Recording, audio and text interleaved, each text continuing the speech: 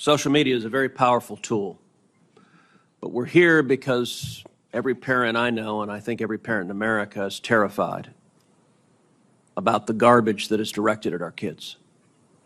I have 2 teenagers at home, and the phones they have are portals to predators, to viciousness, to bullying, to self-harm. And each of your companies could do a lot more to prevent it. Mr. Zuckerberg, in June of 2023, the Wall Street Journal reported that Instagram's recommendation systems were actively connecting pedophiles to accounts that were advertising the sale of child sexual abuse material. In many cases, those accounts appeared to be run by underage children themselves, often using code words and emojis to advertise illicit material. In other cases, the accounts included indicia that the victim was being sex trafficked. Now, I know that Instagram has a team that works to prevent the abuse and exploitation of children online. But what was particularly concerning about the Wall Street Journal expose was the degree to which Instagram's own algorithm was promoting the discoverability of victims for pedophiles seeking child abuse material. In other words, this material wasn't just living on the dark corners of Instagram. Instagram was helping pedophiles find it by promoting graphic hashtags, including hashtag pedwhore and hashtag preteen sex, to potential buyers. Instagram also displayed the following warning screen to individuals who were searching for child abuse material. These results may contain images of child sexual abuse. And then you gave users 2 choices. Get resources or see results anyway. Mr. Zuckerberg, what the hell were you thinking? All right, Senator. The basic science behind that is that when people are searching for something that is problematic, it's often helpful to, rather than just blocking it, to help direct them towards something that that could be helpful for getting them to get help. In what, I understand get resources. In what sane universe is there a link for see results anyway? Well, because we might be wrong. We try to trigger this warning, or we tried to, when we think that there's any chance that the results. Okay, you might be harmful. wrong. Let me ask you: how many times was this warning screen displayed? I don't know, but the you don't know. Why don't you know? I don't know the answer to that off the top of my head. But well, you know what, Mr. Zuckerberg? It's interesting you say you don't know it off the top of your head, because I asked it in June of 2023 in an oversight letter, and your company refused to answer.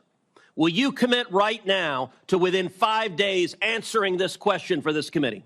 We'll follow up on that. Is that a yes? Not a will follow up. I know how lawyers write statements saying we're not going to answer. Will you tell us how many times this warning screen was displayed? Yes or no? Senator, I'll personally look into it. I'm not sure if we have. Okay, so you're refusing to answer that. Let me ask you this. How many times did an Instagram user who got this warning that you're seeing images of child sexual abuse, how many times did that user click on see results anyway? I want to see that.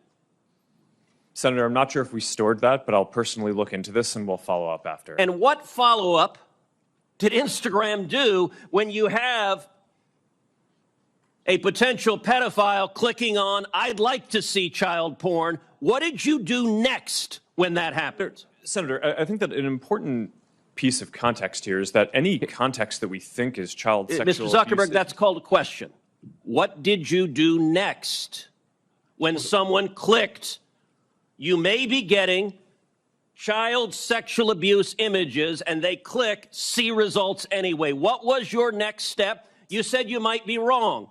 Did anyone examine, was it in fact child sexual abuse material? Did anyone report that user? Did anyone go and try to protect that child? What did you do next? Senator, we take down anything that we think is sexual abuse material on the service, and we do. Did anyone verify whether it was in fact child sexual abuse material? Senator, I don't know if every single search result we're following up on, but did you report the people who wanted it? Senator, do you want me to answer your question? Yeah, I want you to answer the question I'm asking. Did you report the people who click see results anyway? That's probably one of the factors that we use in reporting. And in general, I mean, we've reported more people and done more reports like this to NCMEC, the National Center of Missing and Exploited Children, than any other company in the industry. We proactively go out of our way across our services to do this and have made, I think it's more than 26 million reports, which is more than the whole rest of the industry combined. So, Mr. Zuckerberg, your company and every social media company needs to do much more to protect children. All right, Mr. Chu, in the next couple of minutes I want to turn to you.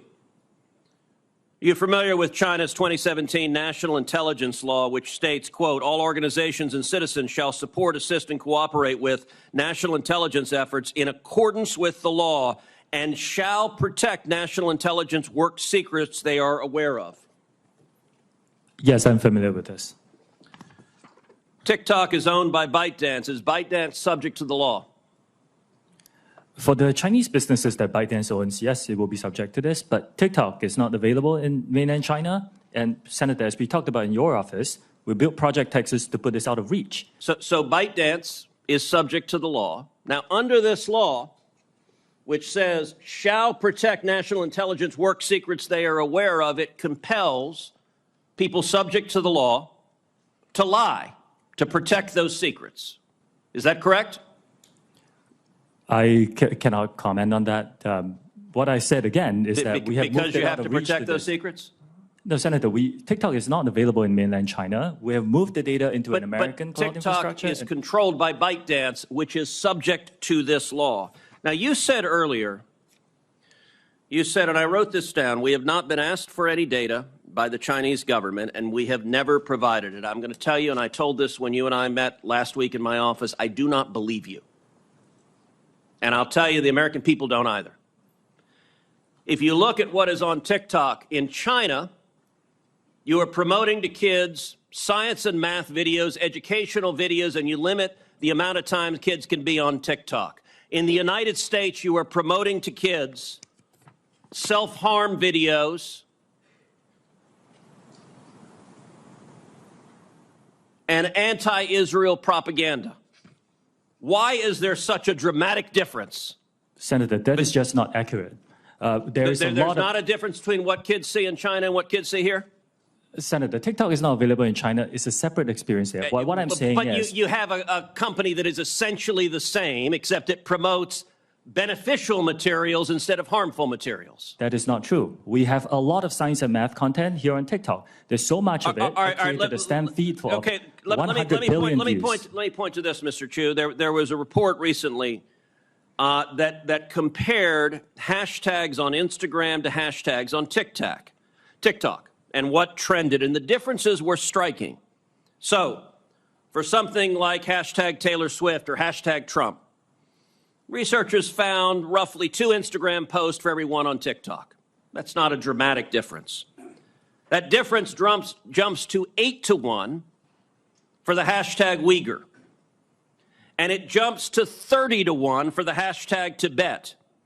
And it jumps to 57 to 1 to the hashtag Tiananmen Square. And it jumps to 174 to 1 for the hashtag Hong Kong protest. Why is it that on Instagram, people can put up a hashtag Hong Kong protest 174 times compared to TikTok? What censorship is TikTok doing at the request of the Chinese government? None. Senator, that analysis is flawed. The analysis is flawed. It's been debunked by other external sources like the Cato Institute. Fundamentally, a few things happen here. Not all videos carry hashtags. That's the first thing. The second thing is that you cannot selectively choose a few words within a certain time period. Why the difference between Taylor Swift and Tiananmen Square? What happened in Tiananmen Square? Senator, there was a massive protest during that time. But what I'm trying to say is our users can freely come and post this content. Why would there be no difference on Taylor Swift, or a minimal difference, and a massive difference on Tiananmen Square or Hong Kong? Senator, could you wrap up, please? Senator, our algorithm does not suppress any content simply based on this. To answer that question, why is there a difference? Like I said, I think this analysis is flawed. You're selectively choosing some words over some periods We haven't been around as long as other apps. There is an obvious difference. 174 to 1 for Hong Kong compared to Taylor Swift is dramatic. Senator Blumenauer. Thank you, Mr. Chairman. Appreciate it. Welcome to both the commissioners. Thank you for being here. Thank you for your service. Last month, the FMC held a hearing on the impact of the Houthi attacks in the Red Seas and to hear from stakeholders. I'd be interested in your telling the committee, what did you learn at that hearing? Yeah, Senator, I think the biggest thing that I learned, and I want to yield to my Commissioner Dye, if you allow, but was that there really has been a lack of transparency. It's not so much, as you mentioned in your opening statement, obviously carriers faced with the prospect of their crews and officers being put at risk shouldn't put them at risk for a single shipment. Nonetheless, when you have a threat to freedom of the seas and they do have to go around, they do charge more because there are additional fees, and it does change the market because a ship taking longer will be less available to carry other cargoes. And they did put in some of these fees to compensate for that. However, the consumer, the shippers, exporters and importers really had no idea, no way of knowing whether those were fair. And so what we've tried to do already is start putting through our VOCC audit program, asking these questions, trying to get answers, and trying to encourage the ocean carriers to be more transparent. So the transparency was the number one thing. Better transparency, I think, would help everybody figure out whether they're getting their money's worth. Commissioner Dye, did you have anything you wanted to add to that? Yes, thank you, Senator Cruz. The two main costs that carriers are incurring are fuel and wear and tear on the ships. They also have to acquire additional capacity by charter, and significant new tonnage is coming in to the marketplace as well. Shippers are concerned and suspicious about the amount of the surcharges. And we understand that. I definitely understand that after having heard the complaints and concerns during the steep rise in prices during the pandemic. It's our responsibility to make sure that those surcharges are reasonable. We, during the hearing, assured the shippers that we would do that, and that we're in the process now of making sure. As I understand it, the rate of increase is comparable to what happened during the pandemic, but the actual price is short of that. And as the carriers begin to negotiate with their contract shippers, then what we hope to see is a moderation. So what has the impact been so far to American consumers and American businesses of these Houthi attacks in the Red Sea? Well, the impact so far has been relatively limited because even though I mentioned 30% of containerized traffic, that's global containerized traffic. The U.S. is less of that. It's really the combined effect of the Suez situation with the Panama Canal situation that has created an issue because of, mostly due to lack of capacity. Fitch estimates that could lead to approximately 0.4% of inflation. However, the good news, if you can call it that, is that there are a lot of new ships coming online over the next few months. During COVID, most of these carriers ordered a great deal more capacity because they were so short during COVID, and those ships will come online. I think once that happens, provided we at the Commission do what we need to do to preserve the fact that there's competition, market competition, that even if the situation in the Red Sea continues, the rates will go down. They may not go down to where they were last year, but they will decline to a more acceptable level. So one of the things both of you talked about in your opening testimony were detention and demurrage fees, and as you discussed during the pandemic, some ports applied what they call dwell fees on containers that were not picked up in time. Notably, the Port of Los Angeles and Long Beach took these fees to the extreme. They started at $100 per day after the 9th day on a terminal, and they increased by $100 a day. This could lead to an extraordinary sum, $46,500 in just 30 days. Now, if I understood your testimony as well, you both said that you thought detention and demurrage fees should be used to actually incentivize the movement of goods. Is that correct as to your understanding? And how would the new rule that you released operate?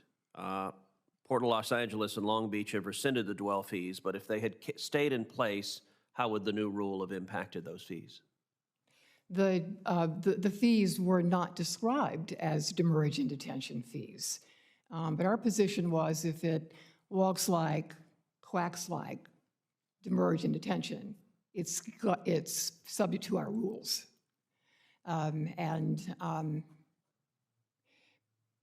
All of our shippers, our importers, were under pressure because, as we said before, they had ordered an overwhelming supply of goods to respond to American consumers during that time. And they didn't have anywhere to put it. And so the cargo continued to build on the ports. They couldn't even move the containers around. Shippers were finding other property to store a cargo. And it was a terrible time for everybody. Regardless, we made plain to LA that these were not reasonable fees under the incentive principle. And we were pleased that they didn't actually move to collect those. Thank you. Senator Cruz. Anti-Semitism is a unique historic form of evil, and over millennia it is manifested in violence, mass murder, and genocide. October 7th was one of the darkest days in human history when terrorists murdered over 1,200 Israelis and took 251 hostages. Women and girls were raped. It was the single largest mass murder of Jews in a day since the Holocaust. In the wake of October 7th, we have seen anti-Semitism explode across the United States and across the world, but especially on college campuses. As the ADL has illustrated, from 2022 to 2023, the number of anti-Semitic incidents more than doubled in the United States. But college campuses in particular have become vile incubators of hatred of Jews. At Cornell University, in the aftermath of October 7th, one student made vile threats, including statements such as, "If I see a pygmale Jew, I will stab you and slit your throat. If I see another female Jew, I will drag you away and rape you and throw you off a cliff." A student organization at California State University, Long Beach, circulated a flyer calling for a, quote, day of resistance in celebration of October 7th. You will note on the flyer is an image of a person parachuting with a fan attached, a direct reference to and a glorification of Hamas terrorists that used gliders to descend upon a music festival and murder 260 innocent people and take many more hostages. At Columbia University, the situation got so bad that the Orthodox rabbi on campus, Rabbi L.A. Buechler, had to make this public statement. Columbia University's public safety cannot guarantee Jewish students' safety in the face of extreme anti-Semitism and anarchy. It deeply pains me to say that I would strongly recommend you return home. This was directed to Jewish students as soon as possible and remain home. The rabbi had every reason to be concerned. At Columbia's campus, individuals yelled, "We love Hamas. We're all Hamas. Long live Hamas." At the University of Washington, the granddaughter of Holocaust survivors was told that she was called names, she was spit at, she was laughed at. She said she no longer felt safe on campus, and she was told to go back to the gas chambers. This is sick and horrific.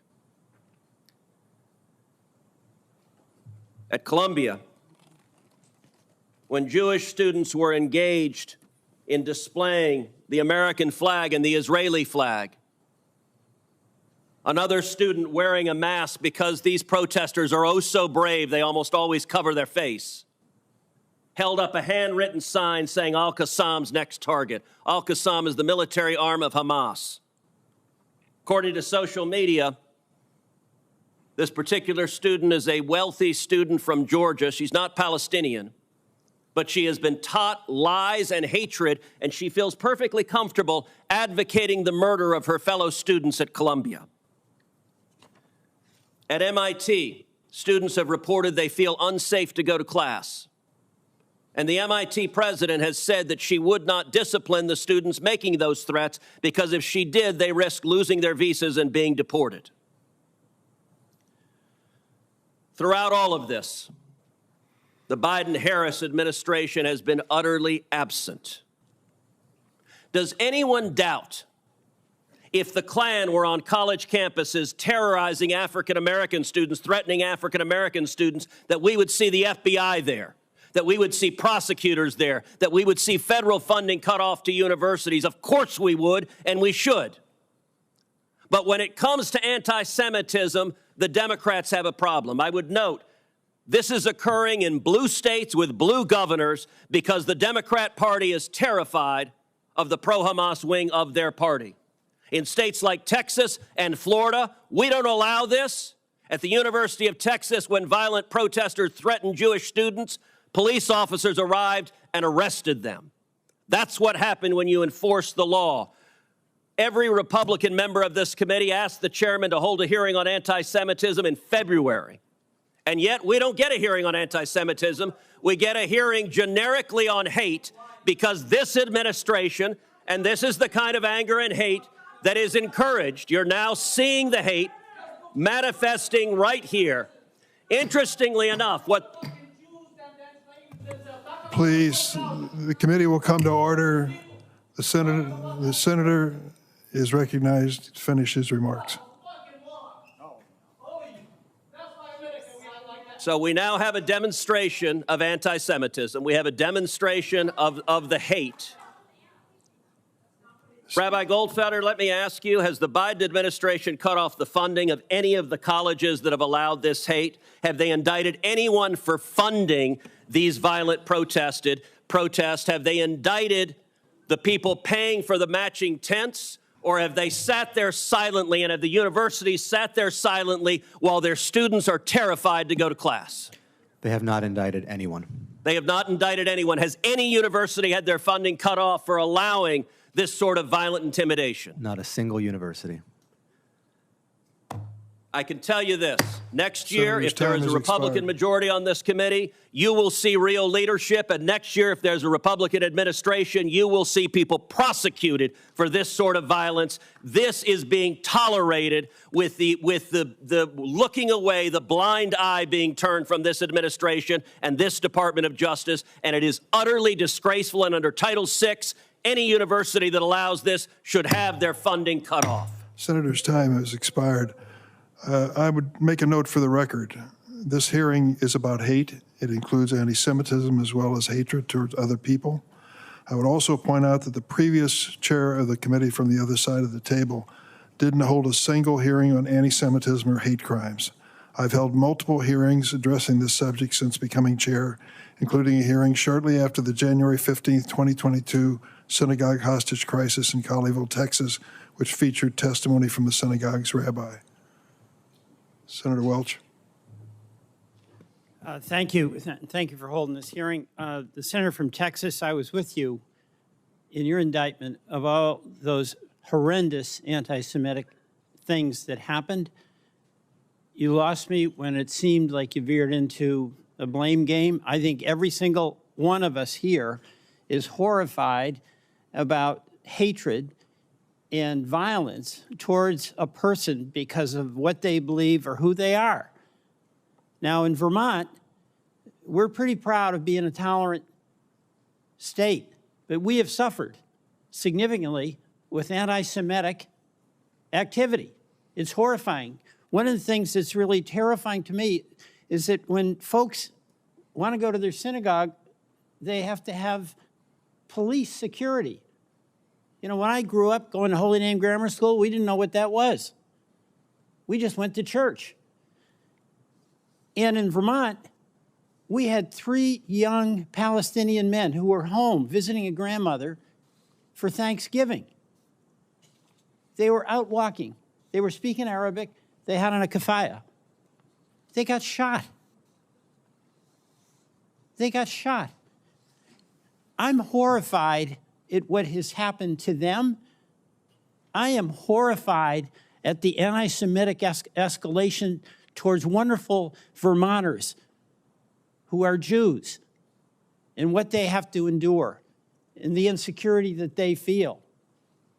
So my view here is that let's acknowledge every single one of us is horrified about the expression of hatred towards a Jew, towards a Muslim, towards an Arab, and try to figure out how best we can act. And that does include enforcement. But I have observed that any issue out there that can become a partisan issue often does. My view, that's not a solution. You know, I speak to some Vermonters from the Jewish community, so horrified, as we all are, about what happened, what Hamas did on October 7th.